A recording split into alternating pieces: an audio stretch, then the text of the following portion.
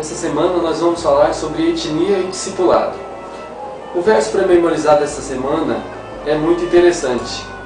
Assim eu me torno tudo para todos, a fim de poder, de qualquer maneira possível, salvar alguns. Então o apóstolo Paulo começa a falar a importância de não se ter diferença de etnia. E a lição dessa semana vai abordar esse tema de modo muito especial. Num país como o nosso, Brasil, onde nós temos muita diferença de raça, cor, credo, a questão de etnia realmente é pulsante para nós. De forma que, apesar da lição ter sido feita para todo mundo, para o nosso país, ela realmente veio num bom momento. A lição vem abordando, com o passar do tempo, a atitude de Jesus e a atitude de Deus para raças e povos diferentes. Veja que quando Jesus esteve na terra, ele andou muito entre os samaritanos. E para um judeu, estar entre os samaritanos era um pecado mortal.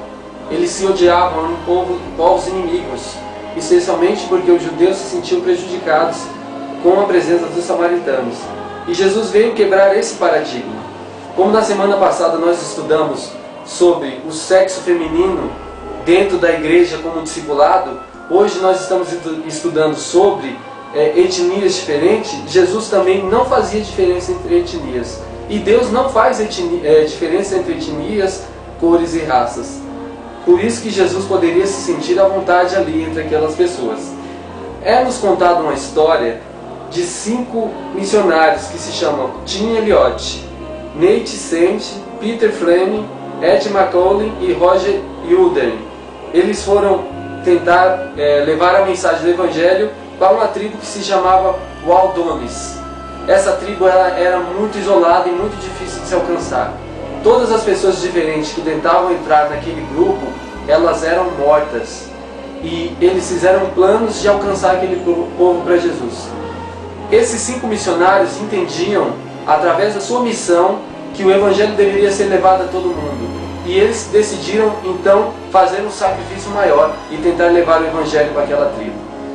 Eles mandaram presentes e oraram. E quando eles acharam que o momento certo tinha chegado, chegando na ilha, esses 5 missionários conheceram os Waldones, mas eles mataram aqueles missionários. Depois de um tempo, as suas respectivas esposas decidiram então ir até aquele lugar e levar o Evangelho que seus maridos não tinham conseguido levar. Engraçado, apesar da morte e de todos os esforços que aqueles missionários fizeram, as suas esposas, mesmo com a perda, não desistiram de levá-los para Cristo. A lição ainda continua falando e faz uma pergunta: nós somos xenófobos ou xenófilo, como ela diz? O que seria isso? Seria pessoas que têm aversão a outros tipos de raça ou etnia. Como eu posso me tornar um xenófobo?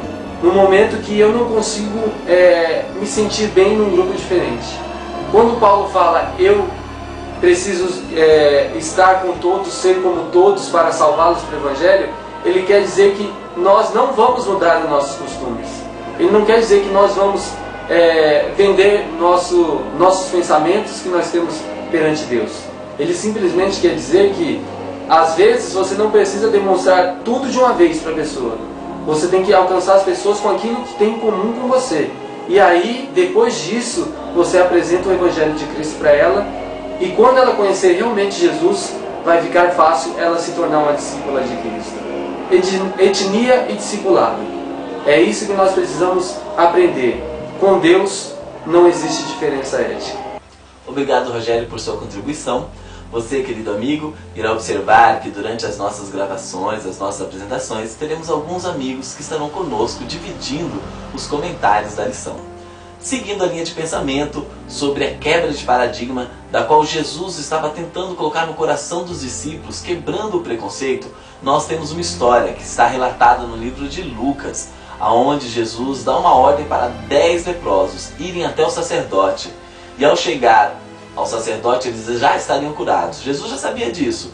Eles não sabiam. No decorrer da caminhada, quando eles estavam curados, um deles sentiu o desejo de voltar para agradecer a Jesus. Ao voltar e se encontrar com Jesus, Jesus pergunta para ele onde estão os outros 9. Será que Jesus não sabia onde estavam? Sabia sim. Mas Jesus queria dar um destaque não para os 9, mas para aquele que voltou. Então Jesus diz para todos eles quem era esse que voltara. Era um samaritano. Samaritano, na qual tantos jogavam sobre eles o preconceito. Jesus quis mostrar para os discípulos que os samaritanos também mereciam a misericórdia de Jesus, mereciam o seu amor, a sua gratidão, porque Jesus estava desejoso de fazê-lo, por isso que eles mereciam. Porém, também o samaritano estava entendendo que ele, sem ser merecedor, poderia receber, da mesma forma que os outros, receber a bênção de Deus.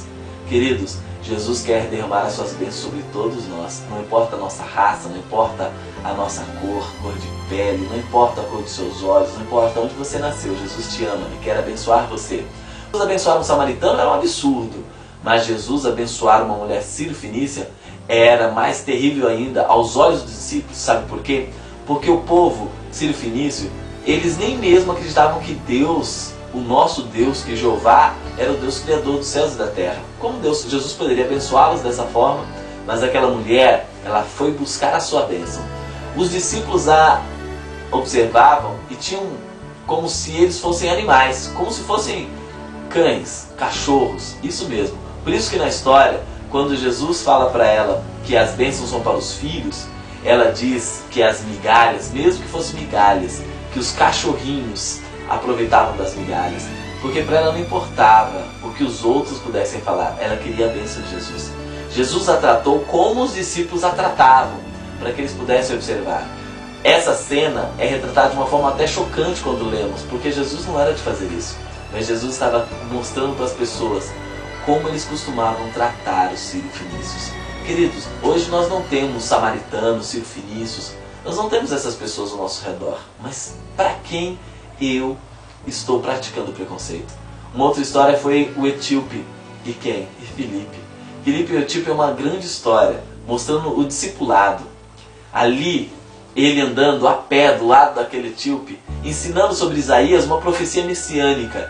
Pararam perto de um rio onde ele poderia ser batizado. E ali aconteceu a transformação de uma pessoa que tinha um desejo com a prática, ele se entregando a Jesus. Esse é o desejo do nosso Pai. A igreja de Antioquia, que aparece na lição, é um exemplo da quebra de barreiras, de preconceitos. Eu quero convidar você, com a lição desta semana, não a pensar nos samaritanos, nos sírio-fenícios, no etíope, na igreja de Antioquia. Sim, pense nisso também, mas traga para os seus dias, aonde nós estamos praticando o preconceito, aonde existem barreiras que precisam ser derrubadas, aonde eu preciso refletir para colocar essa lição em prática na minha vida.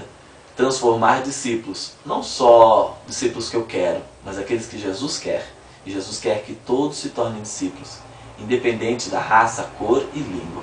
Por isso pare para refletir, pois todos nós temos algumas coisas para mudar. E eu não sei se de repente essa lição veio para mostrar para mim, para mostrar para você um preconceito que precisa ser tirado. Onde você está? Feche seus olhos. Senhor Jesus, te pedimos, ó Pai, que sonde o nosso coração. Se temos preconceito de alguma forma sobre algum tipo de pessoa, nos ajude, Senhor. Quem sabe pessoas de outras religiões, outras denominações, não importa. Nos ajude a amarmos a todos e fazê-los discípulos para Ti. Fica na graça de Jesus. Semana que vem vamos voltar com mais novidades.